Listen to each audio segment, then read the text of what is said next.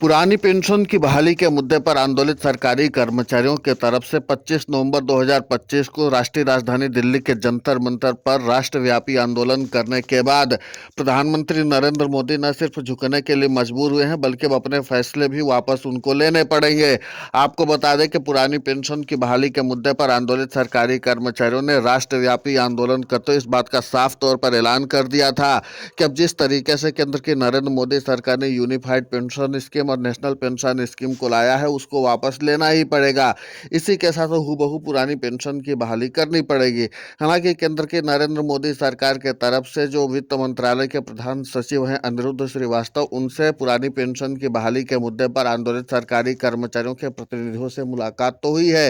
लेकिन इसी के साथ इस बात की भी जानकारी भी निकल कर सामने नहीं आई है कि आखिर पुरानी पेंशन की बहाली को लेकर के सरकार के तरफ से क्या कुछ आश्वासन दिया गया है। लेकिन इतना तय माना जा रहा है कि आगामी बजट जो आने वाला है उसके पहले पुरानी पेंशन की बहाली के मुद्दे को लेकर के सरकार को एक निर्णायक फैसला लेना पड़ेगा, क्योंकि कई कर्मचारी संगठनों ने लगातार केंद्र की मोदी सरकार से मुलाकात करके इस बात का आश्वासन लिया है कि पुरानी पेंशन की बहाली में अब देरी नहीं होनी चाहिए। इसी के साथ यूनिफाइड पेंशन स्कीम और नेशनल पेंशन स्कीम को वापस लेने की प्रक्रिया भी तेज कर देनी चाहिए। आपको बता दें कि 30 नवंबर को यूनिफाइड पेंशन स्कीम को स्वीकार करने की आखिरी तारीख है और केंद्र की नरेंद्र मोदी सरकार ने अंतिम बार दांव चला है शायद कि पुरानी पेंशन की बहाली के मुद्दे पर आंदोलित सरकारी कर्मचारियों के साथ सामंजस्य बना करके वो कम से कम यूनिफाइड पेंशन स्कीम लोगों से स्वीकार करवा लेंगे। लेकिन आपको बता दें कि पुरानी पेंशन की बहाली के मुद्दे पर आंदोलित सरकारी कर्मचारियों ने साफ कर दिया कि उनको यूनिफाइड पेंशन स्कीम नहीं चाहिए,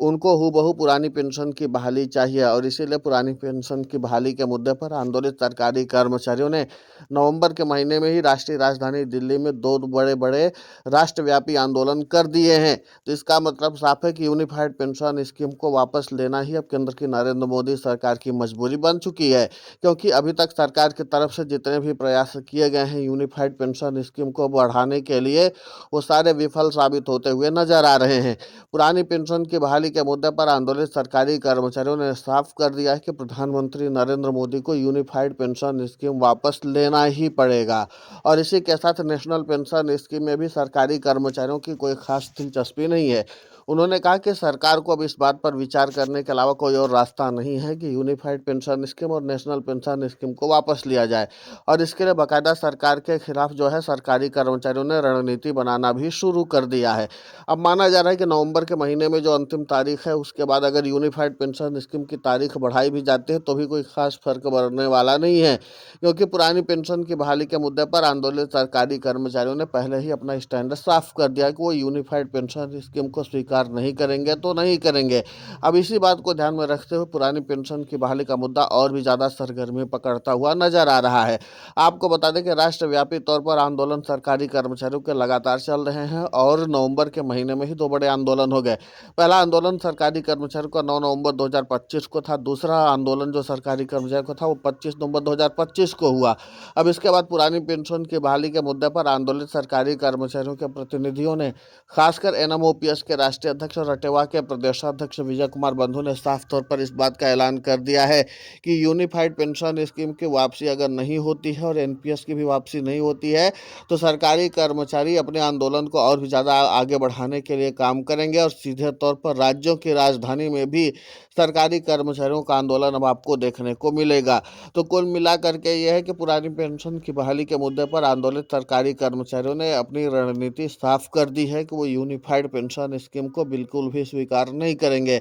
इसी के साथ अगर राज्यों की राजधानियों में भी पुरानी पेंशन की बहाली के मुद्दे को प्रमुखता से उठाया जाने लगेगा तो जाहिर सी बात है कि फिर राज्यों की सरकार से लेकर के केंद्र की सरकार के लिए भी चुनौती बढ़ती चली जाएगी। और इसी बात को ध्यान में रखते हुए पुरानी पेंशन की बहाली के मुद्दे पर आंदोलित सरकारी कर्मचारियों को मनाने के लिए भी कवायद तेज की गई है, क्योंकि वित्त मंत्री के प्रधान सचिव अनिरुद्ध श्रीवास्तव ऐसे ही पुरानी पेंशन की बहाली के मुद्दे पर आंदोलित सरकारी कर्मचारियों के पास नहीं आए बैठक के लिए, बल्कि पुरानी पेंशन की बहाली के मुद्दे पर आंदोलित सरकारी कर्मचारियों ने अपने आंदोलन के आगे एक दबाव बनाया है कि अब पुरानी पेंशन की बहाली के मुद्दे पर सरकारी कर्मचारी निर्णायक लड़ाई लड़ना चाहते हैं। तो देखना यह दिलचस्प होगा कि जिस तरीके से पुरानी पेंशन की बहाली के मुद्दे पर आंदोलित सरकारी कर्मचारियों ने अपनी व्यापकता दिखाई है और जिस तरीके से चुनौती खड़ी कर दी है केंद्र की मोदी सरकार के लिए, तब ऐसे में प्रधानमंत्री नरेंद्र मोदी को झुकने के अलावा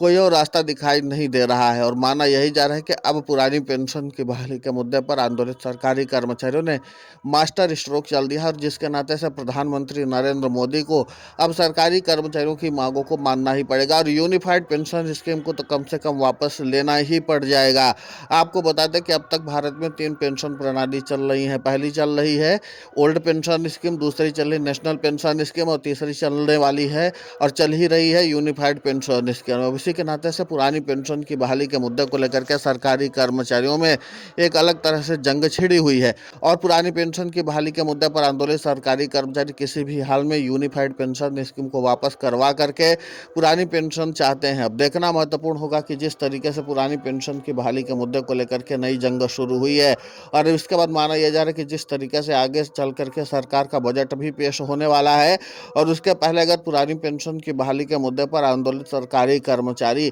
यूनिफाइड पेंशन स्कीम को बट्टा लगवा करके वापस करवा देते हैं तो जाहिर सी बात है कि सरकारी कर्मचारियों की बड़ी जीत मानी जाएगी। पुरानी पेंशन की बहाली के मुद्दे पर आंदोलित सरकारी कर्मचारियों ने इस बात का संदेश देने का प्रयास भी किया है कि यह बजट सत्र आने से पहले ही पुरानी पेंशन की बहाली हो जानी चाहिए और यूनिफाइड पेंशन स्कीम को वापस लिया जाना चाहिए। लेकिन अब देखना यह महत्वपूर्ण होगा कि पुरानी पेंशन की बहाली को लेकर के केंद्र की मोदी सरकार और खासकर वित्त मंत्री निर्मला सीतारमण क्या फैसला लेती हैं। लेकिन इतना तो तय है कि पुरानी पेंशन की बहाली का मुद्दा अब प्रधानमंत्री नरेंद्र मोदी के लिए भी गले की फांस बनता हुआ चला जा रहा है। देखना यह महत्वपूर्ण होगा कि पुरानी पेंशन को लेकर के सरकार अपनी कितनी संवेदना दिखाती है और यूनिफाइड पेंशन स्कीम की वापसी का रास्ता अब किस तरीके से तैयार किया जाता है, क्योंकि प्रधानमंत्री नरेंद्र मोदी की महत्वाकांक्षी पेंशन योजना थी यूनिफाइड पेंशन स्कीम और उसी को सरकारी कर्मचारियों ने भट्टा लगा दिया है। आपको बता दें कि महज 3% सरकारी कर्मचारियों ने स्वीकार किया है यूनिफाइड पेंशन स्कीम को, जबकि